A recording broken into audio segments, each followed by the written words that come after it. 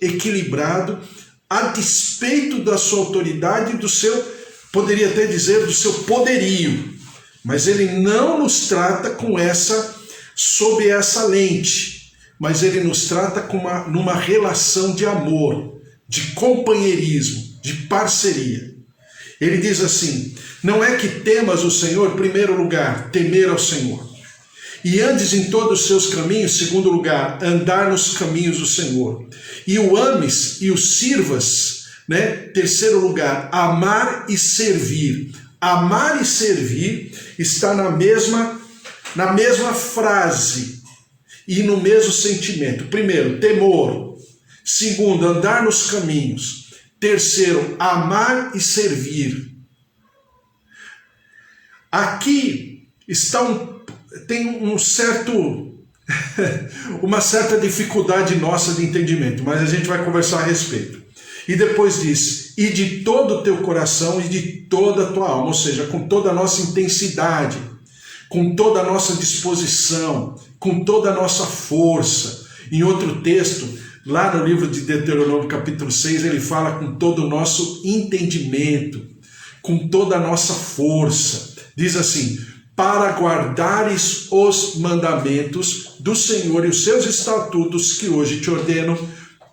E aqui tem aquilo que eu falei antes para você, para o teu bem. Ou seja, o Senhor estabelece que, ao entender todos esses aspectos que ele deseja, que ele pede, para o meu bem. Esse para o meu bem eu entendo como sendo para o meu prazer. É prazeroso servir ao Senhor. É prazeroso amar ao Senhor. É prazeroso andar nos seus caminhos. É prazeroso temer ao Senhor.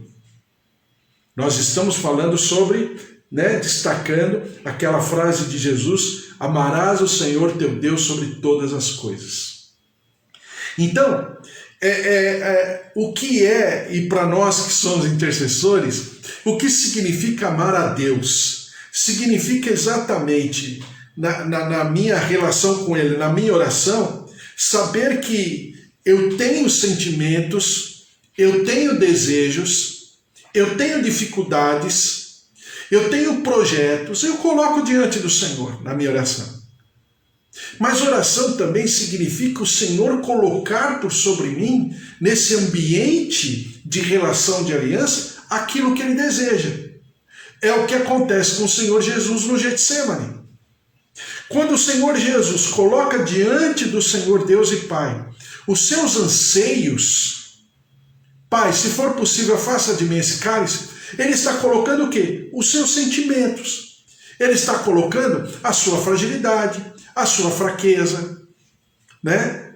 E em algum momento até mesmo, vamos chamar assim, uma certa apreensão, uma total apreensão com aquilo que acontecerá a posteriori. Mas ao mesmo tempo, o Senhor Jesus está disponível para que o Senhor Deus e Pai possa falar com ele aquilo que é o seu desejo. Então a oração é, na verdade, a expressão dessa aliança, no sentido prático, pragmático da nossa relação com Deus no nosso cotidiano. Então é o que o Senhor está fazendo aqui. O Senhor está expondo os seus desejos. Temor, andar nos seus caminhos, amar e servir, e em quarto lugar, obedecer os seus mandamentos, ou como diz aqui, para guardares os mandamentos do Senhor e os seus estatutos. Eu falei para você ontem que esse quarto item, obediência, que é guardar os mandamentos, ele não é apenas a síntese dos três primeiros itens anteriores, mas ele também visita os três itens. Por quê? O temor, o andar nos seus caminhos e amar e servir, eles estão totalmente conectados à obediência. Mas aqui o Senhor está falando de maneira didática a obediência como quarto ponto. Por quê? Porque a obediência é o resultado de uma disposição uma disposição de andar com Ele. Então, é na verdade uma palavra maravilhosa e muito especial, porque a obediência, ela não é uma situação isolada, como a gente entende humanamente, ou até na nossa religiosidade, sem querer, até de uma maneira com boa intenção. Mas o que significa isso? Significa que eu não vou obedecer assim como um tacão, obedecer por força, obedecer por saber, como dizem, né? Uma frase que está bem conhecida e bem falada. É o seguinte, né? Manda quem pode, obedece quem tem juízo. Não é isso que o Senhor está falando aqui. Pelo menos não é essa lógica, né? Até em tom de brincadeira que falam por aí a todo momento, tem até meme a respeito, né? Do que significa obedecer. Então, eles dizem, manda quem pode e obedece quem tem juízo. Não é bem não é essa relação. Eu vou obedecer porque eu entendo que é melhor obedecer.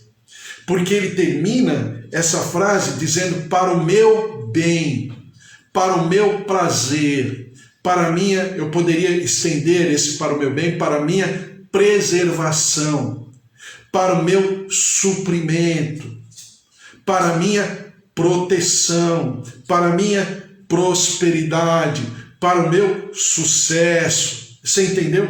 Então existe uma linha de raciocínio.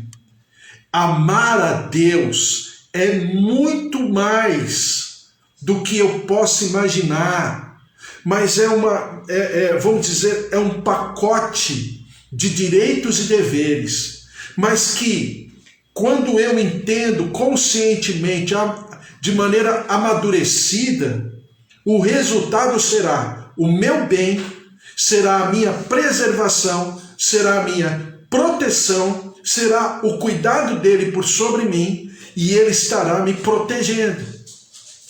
Que era o que significava a relação de servo ou de escravo e de senhor naquela época. Essa lógica que nós temos de escravidão, sempre fazendo alusão daquilo que aconteceu aqui no Brasil colônia, no descobrimento do Brasil, e depois por décadas e décadas, né, indo desempolcar até a abolição da escravatura no nosso país. Comemoramos há poucos dias, no dia 13 de maio, né, a abolição da escravatura. Mas a gente percebe o quê? Que não, a relação de escravo e senhor, não obstante acontecer exatamente os extremos, mas uma boa parte das vezes o senhorio significava proteção. Tanto é que quando o escravo terminava uma dívida que tinha com o seu senhor, e geralmente as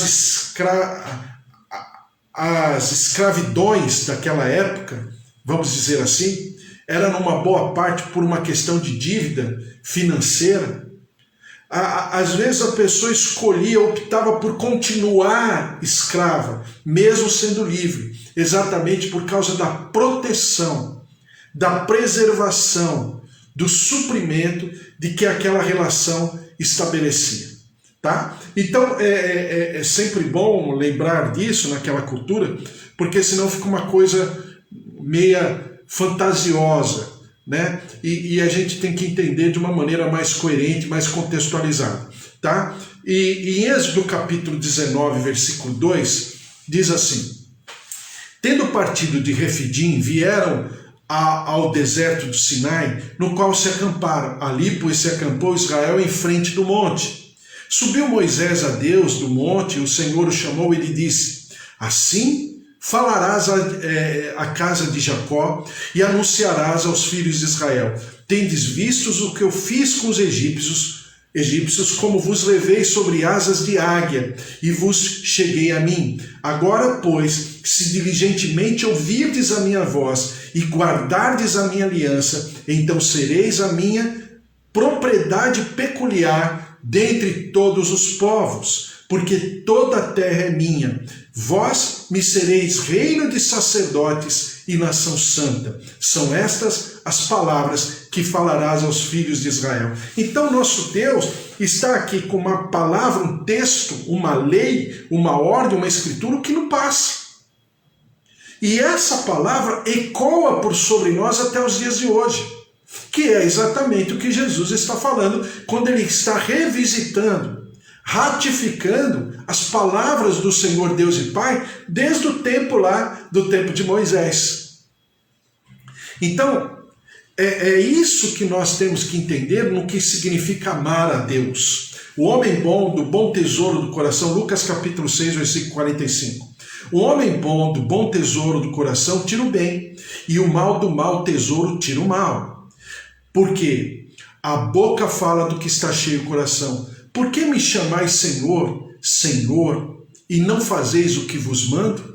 Aí é Jesus revisitando e trazendo a mesma consistência, a mesma autoridade da palavra que havia sido dado, né? Porque muitas vezes a gente, como alguns pregam, que a gente está na época da graça, né? E porque a gente está na época da graça, agora obedecer é uma questão de Antigo Testamento. Não, permanece, isso não mudou. E a obediência é uma questão de um posicionamento voluntário. Eu desejo obedecer. Eu creio que a minha obediência é para a minha proteção. Como eu sempre falo da relação de pai e filho, como a gente, quando pai, né, que a gente segura na mão da criança bem forte assim na hora de atravessar a rua, talvez a criança naquele momento, a gente apertando a mão, às vezes até por cuidado, por zelo, a criança naquele momento fica até meio querendo tirar a mão, e a gente aperta a mão da criança para atravessar. Por quê? Porque a gente não quer que a criança brinque? Por que a gente não quer que a criança corra? A gente quer tudo isso. A gente é pai, que é o melhor para a criança.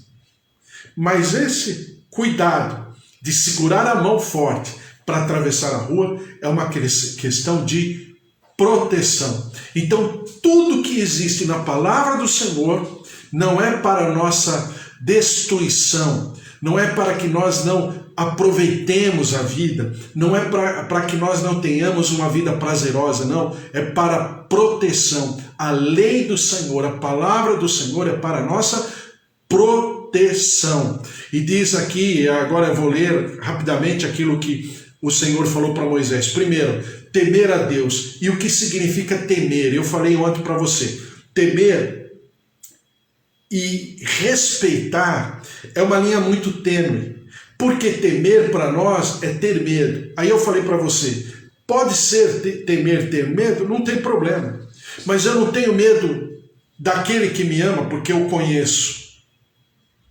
E sei que ele tem muito poder para fazer qualquer coisa comigo. Mas ele não deseja, ele me ama, ele quer o meu bem. E eu entendo isso. Na minha relação com ele eu entendo, mas o medo é da consequência. É exatamente o que José responde para a mulher de Potifar. Exatamente o que José responde. Eu não vou ler o texto porque não dá tempo e a gente já conhece o texto, né? Quando a mulher de Potifar se oferece, e com certeza aquela mulher não deveria ser vamos dizer assim, mais o seu biotipo, a sua aparência, com certeza, porque o diabo não faz nada, né? O diabo faz tenta fazer com eficácia, e com certeza aquela mulher deveria ser uma mulher muito bonita. E quando José, na sua juventude, na sua tenra idade, vê aquele monumento, é lógico que, humanamente falando, José deseja. Mas o que José pontua ali naquele momento, ele responde para aquela mulher e sai correndo. Como eu faria isso para o meu Deus? Né? Em outras traduções diz assim, como eu faria maldade ao meu Deus? Então o que José coloca muito bem claro ali é o quê? Eu, humanamente, talvez não tenha tanto vigor de rejeitar uma situação dessa. Mas eu não farei, porque eu não quero provocar maldade ao meu pai. Eu não trarei maldade ao meu pai. Então ele está pondo e propondo uma relação com o pai tão grande que é possível enfrentar aquela situação e resistir àquela situação. Não porque ele é forte, não porque ele é vigoroso, não porque ele é cheio de si e sabe dos planos e é um homem, um menino, um moço, um jovem disciplinado, não, mas porque na sua relação com Deus está o segredo. A sua relação com Deus é muito maior do que aquela situação. Em segundo lugar, andar em seus caminhos. A palavra do Senhor fala em Isaías 35, versículo 8. E ali haverá bom caminho, caminho que se chamará o caminho santo. O imundo não passará por ele, pois será somente para o seu povo quem quer que por ele caminhe, não errará nem mesmo louco. Olha aqui o Senhor sugerindo, propondo e deixando no livre-arbítrio de quem desejar andar por esse caminho. Ele diz assim, quem quer que por ele caminhe, não errará nem mesmo louco. Ali não haverá leão, nem animal feroz, não passará por ele, nem se achará nele, mas os remidos andarão por ele. Então é claro que aqui Isaías está falando de uma passagem escatológica, mas a gente trazendo para o nosso contexto, leão, animal feroz, ou seja, é um caminho que o Senhor propõe proteção. É o caminho que o Senhor propõe, que quem quiser passar, identificá-lo como meu proprietário e andar com ele como meu Senhor, ele é o meu amo, o meu Senhor, eu sou o seu servo, eu sou o seu escravo, quem andar por esse caminho será protegido por ele. Exatamente o que aconteceu com o povo no deserto. A proteção na coluna de fogo durante a noite e a proteção na nuvem da glória do Senhor durante o dia. A retaguarda ficava a presença do Senhor. E à frente, o Senhor ia abrindo o caminho. Exatamente o que o Senhor propõe quem que desejar andar por esse caminho. Daí falar temor, em segundo lugar, andar por esse caminho. A Bíblia fala o seguinte, os resgatados do Senhor voltarão e virão a Sião com cânticos de júbilo. A alegria eterna coroará a sua cabeça, gozo e alegria alcançarão, e deles fugirá a tristeza e o gemido. Então, optar por temer ao Senhor e andar nos seus caminhos, tira da minha vida, do meu coração, a tristeza e o gemido. É promessa. O meu proprietário, o meu Senhor, propõe isso para a minha vida. Propõe isso para a tua vida. Olha como a palavra de Deus é maravilhosa. E Isaías capítulo 30, versículo 21 diz assim, quando te desviares para a direita, perdão, vou ler de novo. Quando te desviares para a direita e quando te desviares para a esquerda, os teus ouvidos ouvirão atrás de ti uma palavra dizendo, este é o caminho, andai por ele. E ele propõe ainda que quando eu me derramo, eu me sujeito, eu me, vamos dizer assim, eu me rendo a esse caminho, ele vai falar ao meu ouvido, não, você está se desviando para a direita, não, você está desviando para a esquerda, não, né?